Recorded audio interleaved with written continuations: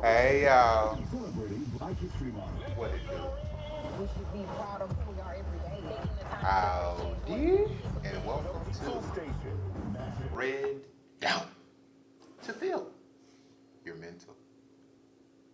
It's May the 29th, 2019, and I am feeling booked, busy, and blessed, honey. These lights don't owe me nothing, girl. Hello. Anyway, first ward, businesses and companies. We'll say the money.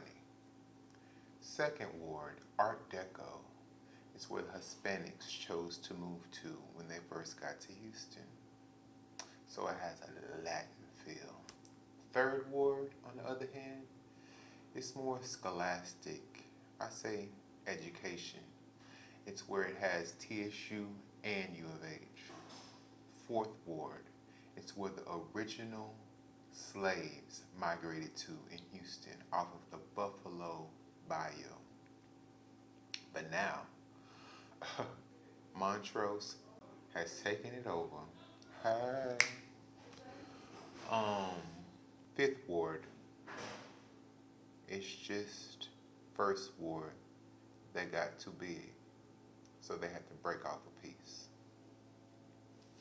Sixth Ward, we got six of them, y'all. Feel like a news reporter or something. So,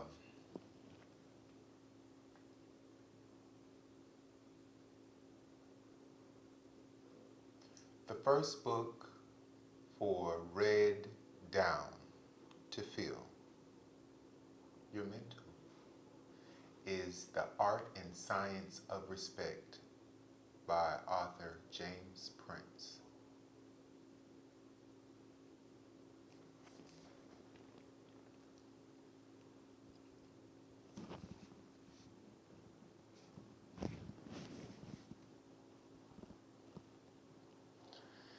This book was a true page turner for me.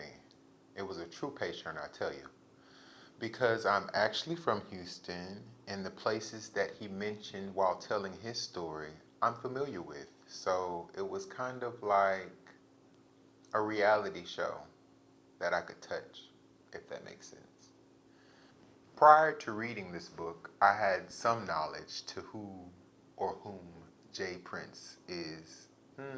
You don't really know anybody unless you're either around them enough or they're comfortable enough with you to tell them about themselves. And with this book, I feel is a genuine autobiography, and it tells his story very well.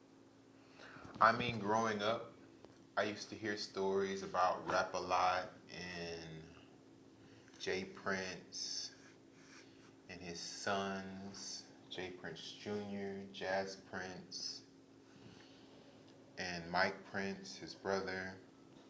I mean, you hear the stories,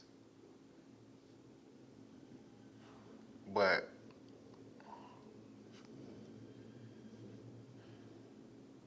the reason it intrigued me to read it is because there was a sense of fear that always surrounded his name.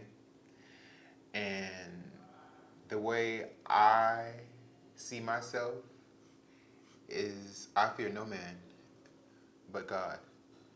And while here, I don't want to walk on eggshells for anyone in order to be comfortable in my own skin. So I chose to read this book to see who he was and why he thought the way he thought, so that I could in some way incorporate these skills that he put in this book, The Art and Science of Respect, into my own life. Because I do feel like we have a lot of things in common. Not only that we're both from Houston, Texas, but also he didn't really like people telling him what to do. He didn't really want to take orders from others. He kind of wanted to be a boss his whole life. It's kind of how it started. He just wanted to boss the situation. He always talks about his bankroll and his goals that he would always have.